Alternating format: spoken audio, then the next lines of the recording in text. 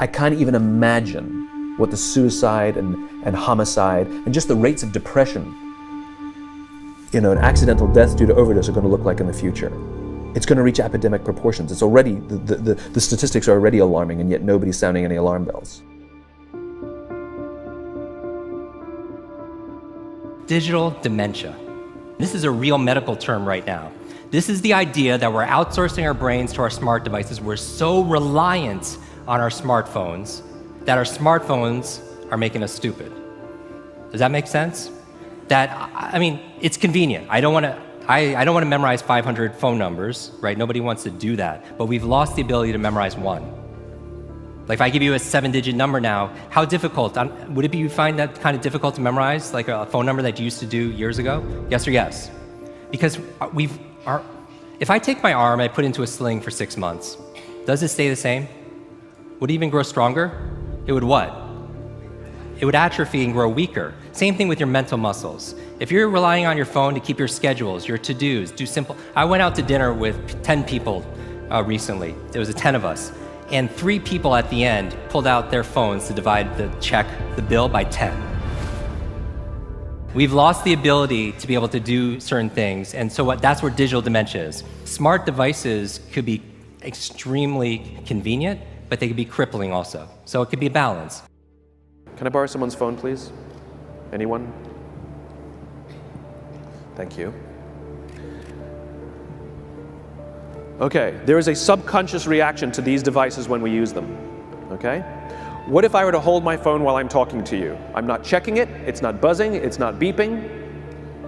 I'm nothing, I'm just holding it. Do you feel at this moment that you are the most important thing to me right now? No, you do not. Because there is a subconscious reaction we have to the device. When it is out, it makes the people around us feel that they are less important.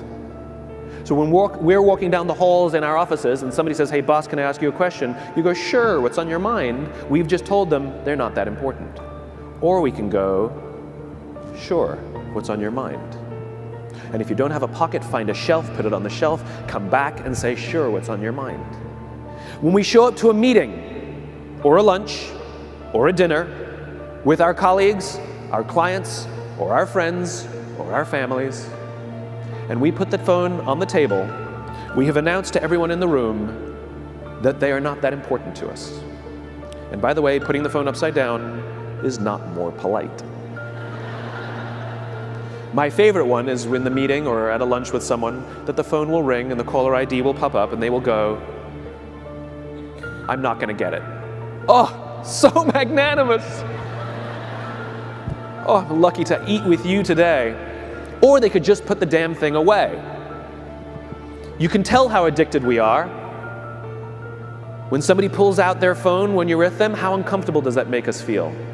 You're walking down the street with someone, they pull their phone out. We feel stupid, so what do? We pull our phones out. We're so addicted. Somebody goes to the bathroom when we're at dinner, and what do we have to sit there by ourselves? God forbid we should look around the room for 5 minutes. We pull our phones out. Meetings, awful. What do we do when a meeting happens, right? Everybody's sitting waiting for the meeting to start. Bob's running a few minutes late. Bob's here? Okay, start the meeting. Do you know when relationships are built? All that in between time. Thank you very much. Parents have to intervene. We have to stop giving our kids free access to social media and phones at young ages. They are not ready for it. Their minds cannot cope with the dopamine. Balance is fine.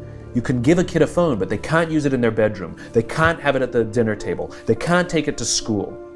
They can only have it up to a certain hour, and you take it away. They're children. You can take the phone away. We've got to intervene as parents. But as companies, we now have to deal with the influx of kids that are coming into our companies with addiction. Watch, I see it all the time. Walk through any office. You'll see the older employees have their phones on the sides of their computers as they're working. You'll see the youngest employees have their phones face up in front of their keyboards between their arms as they're working. And this is how they work.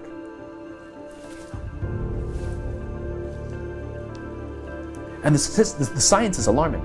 They did experiments on mice where they did the multitasking. They put flashing lights to mimic going from the computer to the cell phone, the computer to the cell phone to the TV.